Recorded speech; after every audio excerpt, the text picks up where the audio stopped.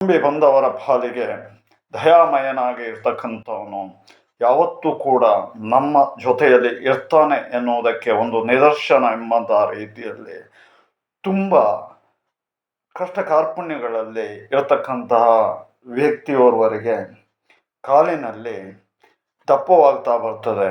ಅದಕ್ಕೆ ವೈದ್ಯರ ಬಳಿಯಲ್ಲಿ ಹೋದಾಗ ನೀರು ತುಂಬಿದೆ, ಅದನ್ನು ತೆಗಿಬೇಕು ಅಂತ ಹೇಳುವುದಾಗಿ ಸೂಚನೆಯನ್ನು ಕೊಡ್ತಾರೆ. ತದನಂತರದಲ್ಲೇ ಅದೇ ಥರ ಆ ವ್ಯಕ್ತಿ ಮಾಡ್ತಾರೆ. ಮಾಡಿದಾಗ ಕೆಲವು ಸಮಯದ ನಂತರದಲ್ಲಿ ಮತ್ತೆ ಪುನಃ ಅದೇ ಥರ ಆಗ್ತದೆ, ಮತ್ತೆ ಪುನಃ ಹೋಗ್ತಾರೆ, ಮತ್ತೆ ಪುನಃ ಅದೇ ಥರದ ಪ್ರೊಸೆಸಿಂಗನ್ನು ನಡೀತು ಅವರು ಸೋತು ಹೋಗ್ತಾರೆ.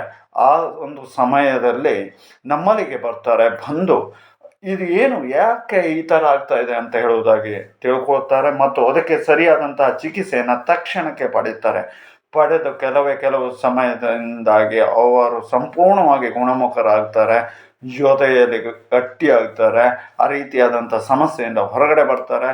ಮತ್ತು ಅಷ್ಟೇ ಅಲ್ಲದೆ ಸರಿಯಾಗಿ ನಡೆದು ಓಡಾಡಿಕೊಂಡು ಇರತಕ್ಕಂಥದ್ದು ನಮ್ಮ ಕಣ್ಣೆದುರಿಗೆ ಇರುತ್ತದೆ.